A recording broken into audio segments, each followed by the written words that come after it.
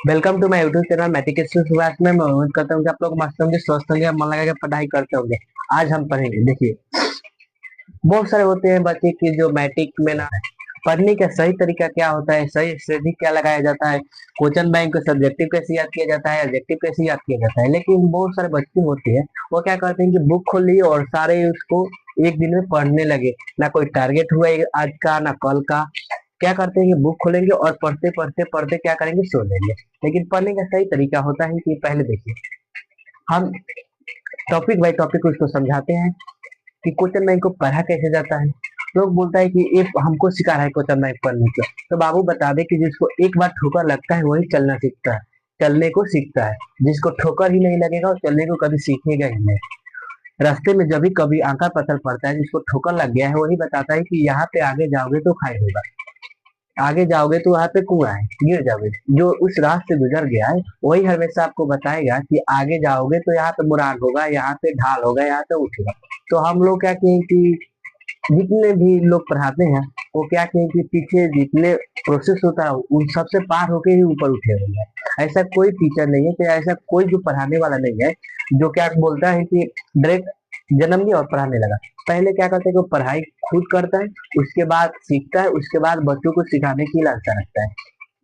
आज हम पढ़ेंगे कि क्वेश्चन बैंक को पढ़ा कैसे जाता है। देखिए, हम भी क्या किए थे, मैट्रिक में थे तो यही गलती किए थे, और आप ही लोग क्या करेंगे कि यही लोग गलती कर रहे हैं। पढ़ते दो लड़के लोग, एक टॉपर भी और एक बैंक बेचर भी। देखिए, पढ़ने का सही तरीका है जो हम लोग का बिहार बोर्ड है, ठीक है। उसको क्या कीजिए, प्रतिदिन एक टारगेट बना लीजिए कि हमको आज 3 चैप्टर पढ़ना है।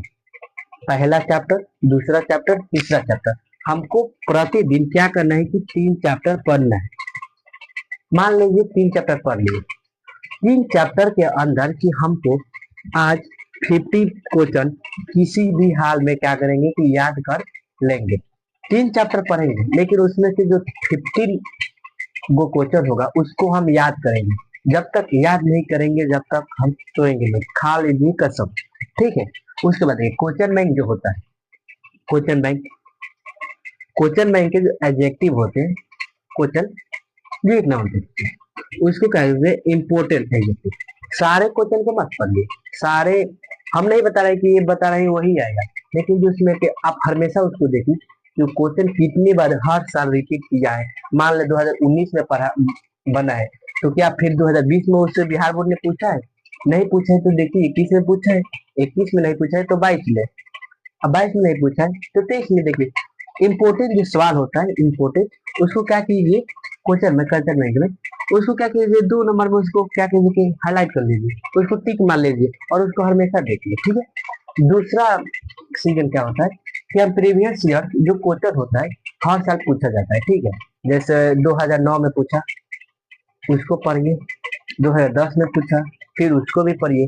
2009 से चालू होकर और हमें 2024 तक जो भी क्वेश्चन पूछा है बिहार बोर्ड में उसको बार बार रिपीट कीजिए, बार बार रिपीट कीजिए, बार बार पढ़िए क्वेश्चन में, वो हमेशा आपको याद रहेगा। उसके बाद चैप्टर वाइज रिवीजन कीजिए। चैप्टर वाइज रिवीजन करने का मतलब हुआ कि अगर हम पहले चैप्टर का रिवीजन कर रहे हैं, अगर पहले चैप्टर का हम पढ़ रहे हैं तो उसको 1 घंटा फुल फोकस देंगे।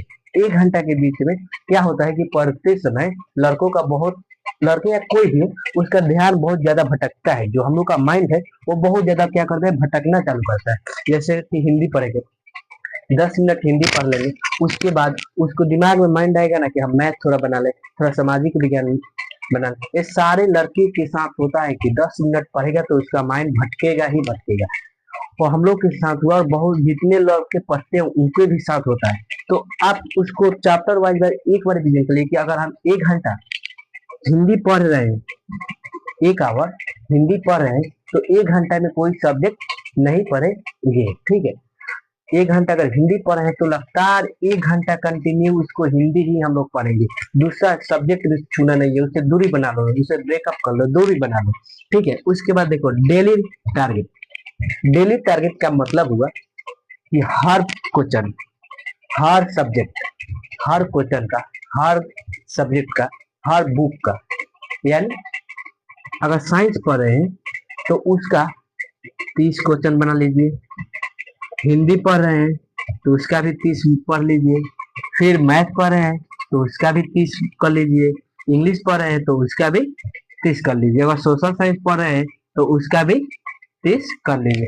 मतलब जितने पढ़ेंगे, जितने घंटे, उतने का क्या कीजिए कि टारगेट बना लीजिए, फोकस पूरा उसी पर रखिए कि हमको एक सब्जेक्ट का 30 क्वेश्चन प्रतिदिन याद करना है तो करना है, नहीं तो हम नहीं उठेंगे। जब तक याद नहीं करेंगे जब तक खाएंगे नहीं, कहा होता है ना, जब तक तोड़ेंगे नहीं जब तक उसको छोड़ेंगे नहीं। ठीक है, उसी तरह जो होता है उसको टारगेट कर लीजिए कि उसको आप याद करेंगे, और याद इतना तेज करेंगे कि वो फिर कभी भूलेंगे नहीं। ये रहा हम लोग का क्वेश्चन है। ठीक है, अब हम आपको बताते हैं पढ़ने का सही तरीका। कभी भी आप लोग, जो हम लोग का बेड होता है उस पे बैठकर कभी भी मत पढ़ना। मेरे भाई मेरे बात मानो, कभी भी बेड पे बैठकर नहीं पढ़ना, लेकिन टेबल पे बैठना। मन ना करे पढ़ने को मत पढ़ना, उठना 10 मिनट घूम के आना, फिर खा के पढ़ बैठना। ठीक है, लेकिन पढ़ना नहीं। 24 घंटे में तुम क्या करो, एक दिन में 24 घंटा होता है, एक दिन में 24 घंटा होता है।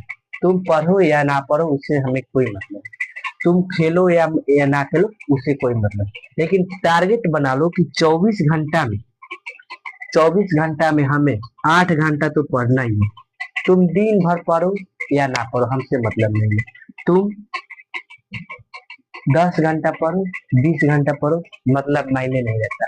पढ़ने वाले लड़के 8 घंटा में ही अच्छे पढ़ते हैं, और 24 घंटा में तुम बस ये लगा लो कि हम पढ़ेंगे तो पढ़ेंगे किसी भी हाल में।